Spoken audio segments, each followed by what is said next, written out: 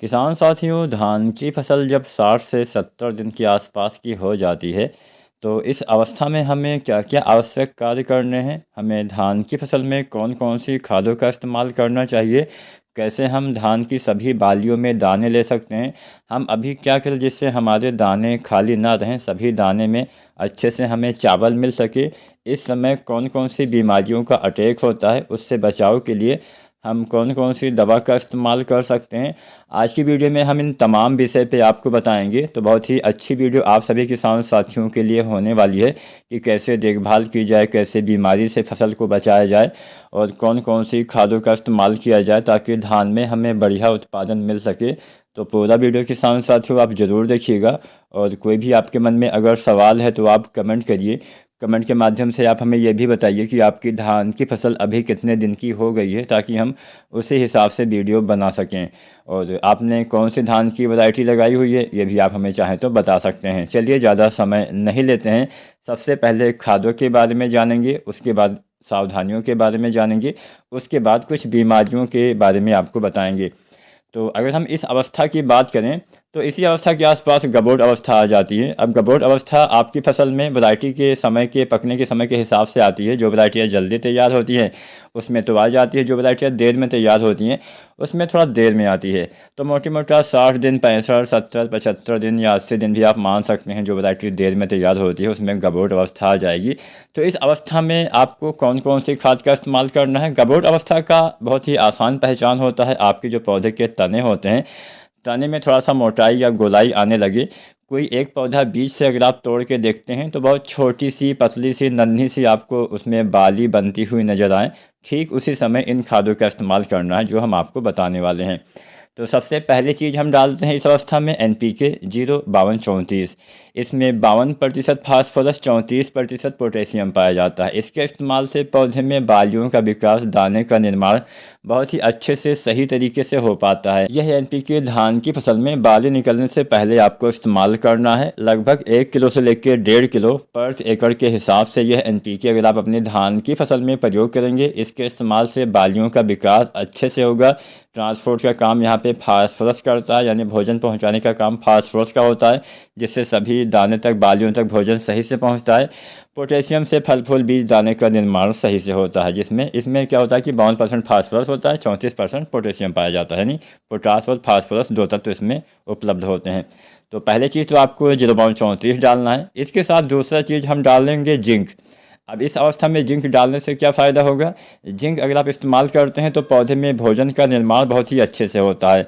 जब पौधे में भोजन का निर्माण अच्छे से होता है, तेज़ी से होता है, तो पौधे में अच्छे से बालियों का विकास भी हो पाएगा, अच्छे से बालियों के अंदर दाने का भराव भी हो पाएगा। प्रकाश संश्लेषण प्रक्रिया काफ़ी अच्छे से होती है, जिससे पौधे अच्छे से भोजन बना पाते हैं।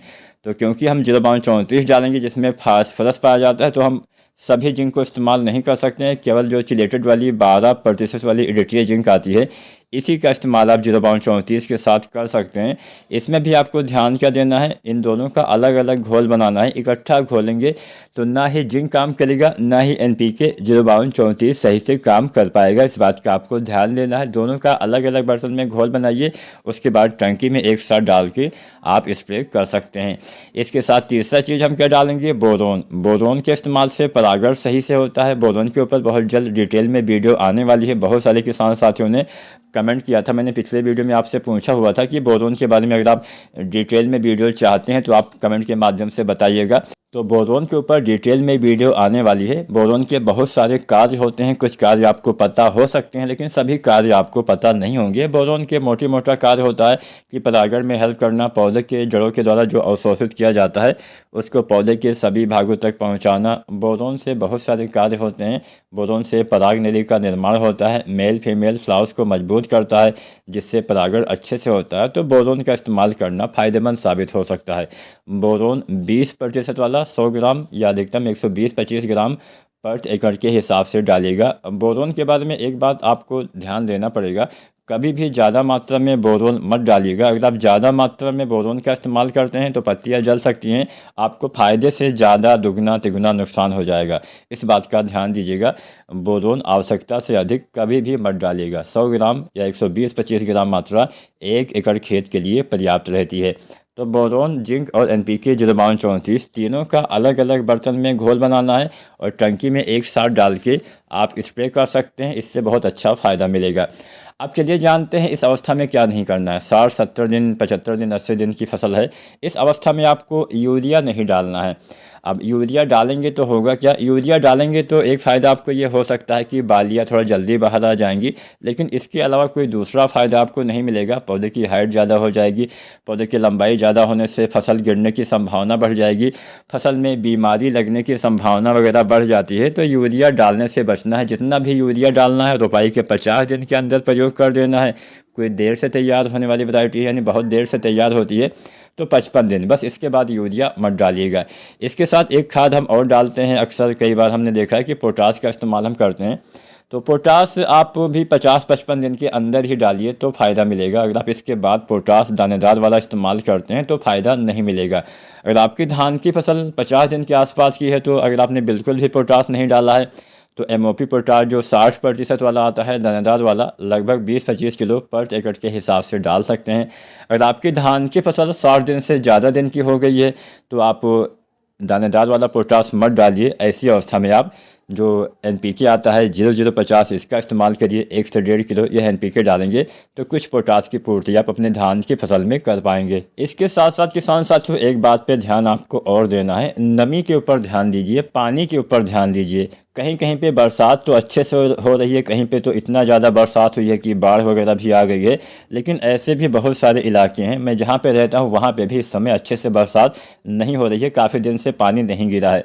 तो जो नीचे वाले खेत होते हैं वहाँ पे तो चलो चलाव हो जाएगा। जो भारी मिट्टी वाले खेत वगैरह होते हैं, चिकनी मिट्टी वाले, उनमें पानी लंबे समय तक बना रहता है, टिका रहता है। लेकिन जो ऊपरी खेत होते हैं, जिसको हम मतलब बलुई टाइप की मिट्टी होती है, जहाँ पे हल्की मिट्टी होती है, रेतीली मिट्टी होती है, वहाँ पे समस्या आती है कि पानी बहुत जल्दी नीचे चला जाता है, यानी पानी बहुत जल्दी ख़त्म हो जाता है, सूख जाता है। ऐसी दशा में अगर पानी की कमी हो जाएगी तो आपकी फसल में सबसे ज़्यादा नुकसान हो जाएगा। तो भले ही आप कोई खाद ना डालिए, अलग की बात है, लेकिन सबसे ज़्यादा वरीयता आपको सिंचाई पे ही देना है। पानी की कमी आपको नहीं होने देनी है। हल्की मिट्टी वाला खेत है तो हल्का हल्का बार बार सिंचाई करके भी आप नमी मेंटेन करके रख सकते हैं। अब चलिए जानते हैं कि हमें कौन सी बीमारियां इस अवस्था में आती हैं, उसका नियंत्रण कैसे करना है। तो इस अवस्था में शीथ ब्लाइट का भी प्रकोप देखा जाता है।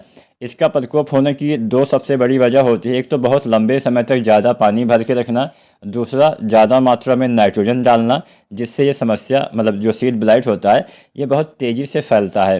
तो इसके नियंत्रण के लिए बहुत ही आसान तरीका है, आप हेप्साकोनाजोल का इस्तेमाल करिए।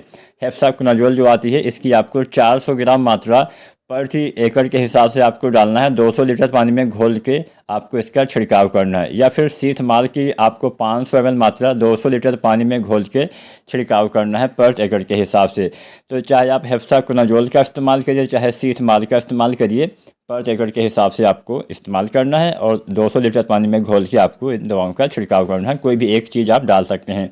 अब इसके अलावा हमारे कई किसान साथी ऐसे भी होंगे जहाँ पे पत्ता लपेट का भी अटैक इस समय हो रहा है। इसके अलावा गोप की सुंडी, तना छेदक, इन तमाम कीटों का अटैक हो रहा है। तो पत्ता लपेटक, गोप की सुंडी, तना छेदक, इसका नियंत्रण कैसे करें ये भी हम जान लेते हैं। ये तीनों चीज़ों का नियंत्रण आप एक फार्मूले से कर पाएंगे। तो इसके नियंत्रण के लिए आपको यूज करना है क्लोरंट्रानिलीप्रोल। जो क्लोरंट्रानिलीप्रोल आता है इसका इस्तेमाल करिए, जो 0.4% GR में आता है। इसकी 4 किलो मात्रा प्रति एकड़ के हिसाब से आप डाल सकते हैं। ये दानेदार रूप में आता है। या फिर आप दूसरा फार्मूला भी इस्तेमाल कर सकते हैं जिसमें हम फ्लोबेंडामाइड का इस्तेमाल करते हैं, जो 39.35% में आती है। इसकी आपको 30 से 40 ml मात्रा प्रति एकड़ के हिसाब से स्प्रे करना होता है। दोनों में से कोई भी एक फार्मूला आप अपना सकते हैं।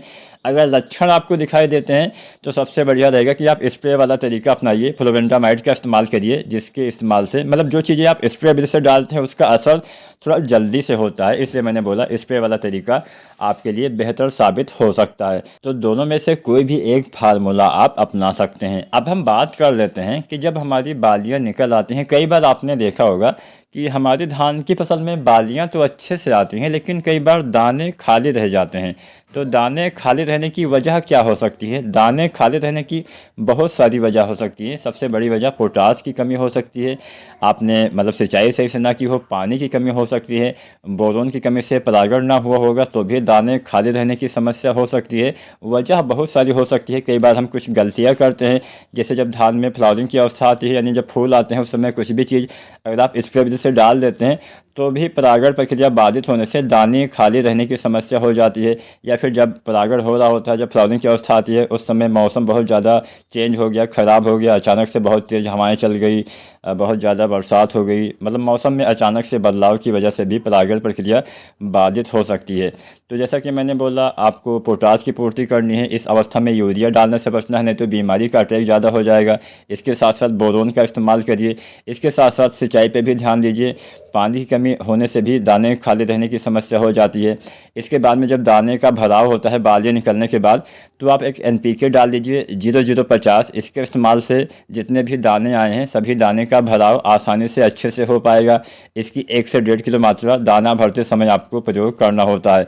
तो उम्मीद करते हैं आज की वीडियो आपके लिए उपयोगी साबित होगी। मैंने बहुत सारी ऐसी बातें बताई हैं जिसके द्वारा आप धान में अच्छा उत्पादन ले पाएंगे। वीडियो जानकारी अगर आपको पसंद आई है तो वीडियो को लाइक करना मत भूलिएगा, अपने दूसरे किसान साथी के साथ वीडियो शेयर करना मत भूलिएगा, और चैनल को सब्सक्राइब नहीं किया है तो SRJ खेती चैनल को सब्सक्राइब करिएगा। धन्यवाद।